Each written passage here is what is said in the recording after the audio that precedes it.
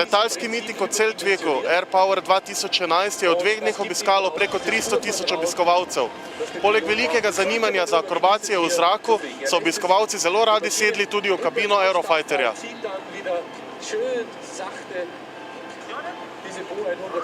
Was hat Ihnen an diesem Air Power dieses Jahr am meisten gefallen? Ja, am meisten ist natürlich die Flugstaffel bis jetzt, also die türkische, was mir wahnsinnig gut gefallen hat, und die letzte jetzt die kroatische. Also das waren eigentlich so die Highlights. Und natürlich von Österreich, nicht Patriotist, der Eurofighter. Sind Sie das erste Mal bei der Air Power? Das erste Mal, ja.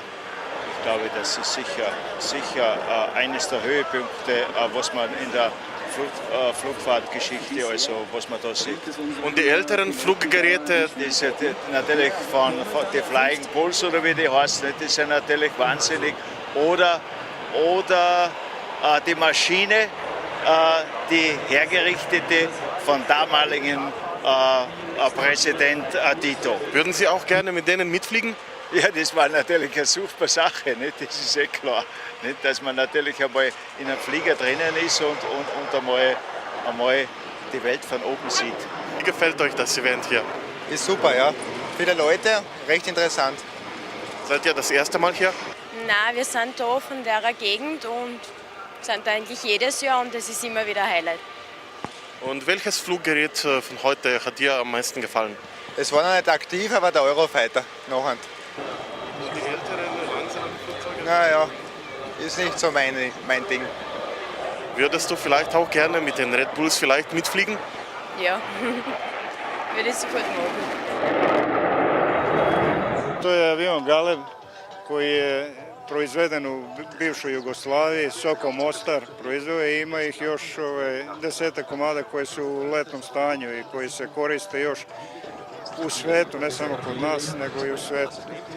Tako da avion je proizveden i možda je jedan od najboljih naših aviona proizvedenih. Normalno u ono svoje vreme je isto tako važio za veoma kvalitetan i dobar avion. Mnogo pilota je završilo i obučilo se na tom avionu, kako naši, tako i strani. Samo u Libiji je veliki broj aviona, isto tako bio je preko 100 aviona je bilo u libijskoj vazduhoplovnoj školi, gde su isto tako završili piloti i libijskog vazduhoplovstva, a isto tako i u zambijskog vazduhoplovstva. Tako da sada mali broj aviona je još ostao koji su u letnom stanju. Jedan broj aviona je leteće zvezde u Novom Sadu i jedan deo je Aeroklub Galeb iz Beograda.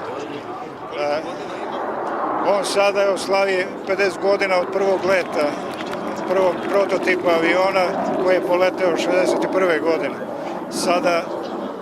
Sada se tačno proslava 50 godišnjice Galeba. S tim avionom još uvijek možete da poletite. Kako ste došli ovamo?